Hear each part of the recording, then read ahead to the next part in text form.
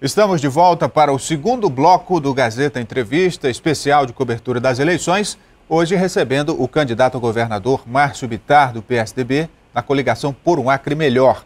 E, candidato, o senhor estava concluindo a sua resposta a respeito da pergunta em que eu citei a Petrobras e esse mais recente escândalo envolvendo a empresa, isso em meio a um processo de campanha política. Eu estava terminando o raciocínio dizendo que os petistas estão mais preocupados em tentar descobrir quem vazou as informações, estão mais preocupados em tentar descobrir se tem alguém do PSDB citado, do que de fato cuidarem da Petrobras, que é sua obrigação. O fato é que a maior empresa estatal brasileira está sendo dilapidada pelo governo petista que aí está. Já vale menos do que o que valia, 50% do que o que valia há cerca de um ano. Com escândalos gravíssimos de corrupção, de compra de usina em Pasadena por valores muito maior do que o que ela merecia, o que ela valia. Em Pernambuco a mesma coisa, uma refinaria que ia custar 2,5 bilhões de dólares, está chegando a quase 30 bilhões, uma conta assim estratosférica. E agora esse escândalo, que dizem alguns que ele vai deixar o escândalo do mensalão no chinelo, porque dizem que esse é muito maior ainda. Então, o fato é, quem comanda a Petrobras é o governo do PT e é ele que deve explicação, não a mim, mas à sociedade brasileira. Olha, agora trazendo a coisa aqui para o nosso estado, né? Vamos falar de economia, porque é um tema nacional que tem reflexos no Acre e aí fala-se muito dessa crise, né? Do país que parou de crescer, a inflação que ameaça voltar. Caso o senhor seja eleito governador, como é que o senhor vai fazer para que o Acre se desenvolva, a economia cresça diante desse cenário negativo que se prevê para o próximo ano no país? Rogério e meus amigos que estão assistindo, eu teria muita preocupação se o Acre estivesse a pleno vapor, produzindo, os ramais abertos, funcionando, as pessoas livres para trabalharem, com incentivo do governo. Então, se nós estivéssemos livres, trabalhando a pleno vapor, e mesmo assim estivéssemos olhando uma crise, eu me preocuparia.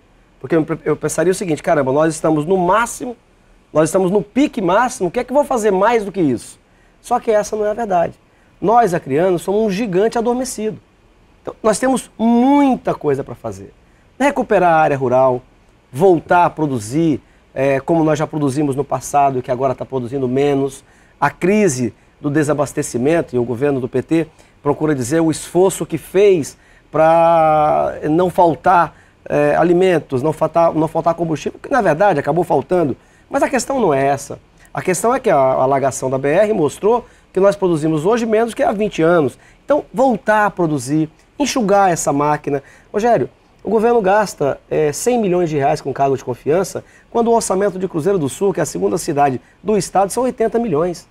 Brasileia são 33 milhões do orçamento anual. O governo do estado gasta 3 vezes o orçamento de Brasileia com cargo político. Então, é preciso enxugar o governo, gastar menos com o governo para gastar mais, investir mais nas pessoas, atrair capital, abaixar a carga tributária. Tem que ter coragem para isso, porque quando você abaixa a carga tributária, eu não sou nenhuma criança irresponsável para fazer isso no primeiro dia de governo, mas ao longo do mandato, abaixar a carga tributária para atrair capital, que invista. Nós temos hoje uma ligação com o Peru que, se efetivada através de Cruzeiro do Sul, vai abrir um mundo de oportunidades. Agora, o capital para investir precisa de segurança, de regras claras, de uma previsão, de planejamento, e isso só quem pode dar é um governo que seja despartidarizado e coloque no lugar do companheiro de partido a técnica, o planejamento, o mérito, para que você tenha o que oferecer para aquele que quer investir, que é um homem que tem visão de negócio, um começo, meio e fim.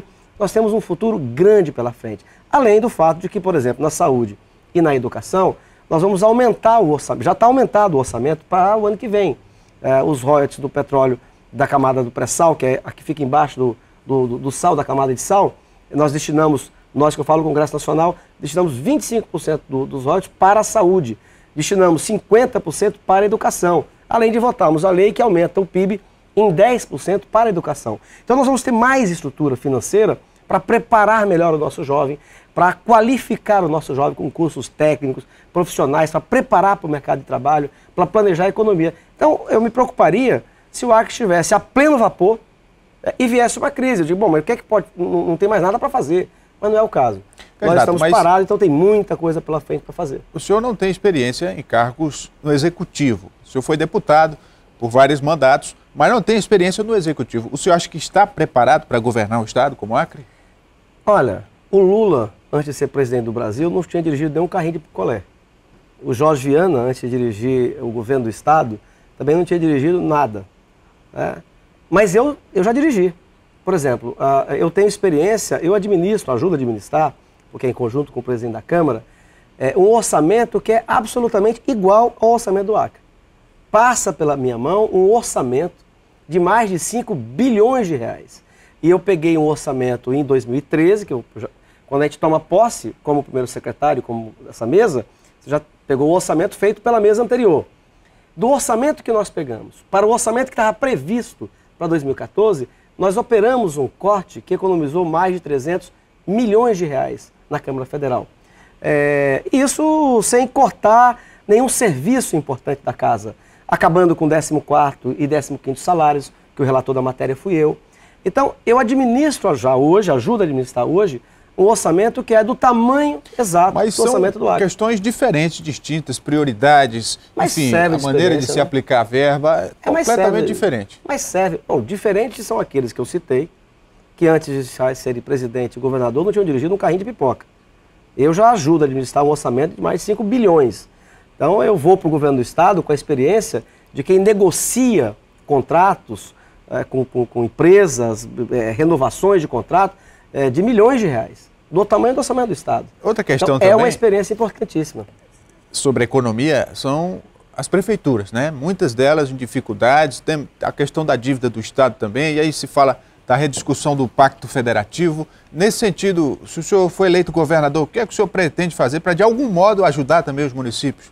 Primeiro, nós temos que, os próximos governadores, temos que fazer o que a presidente do PT prometeu e depois voltou atrás, chegou até a fazer um acordo com os estados da renegociação da dívida.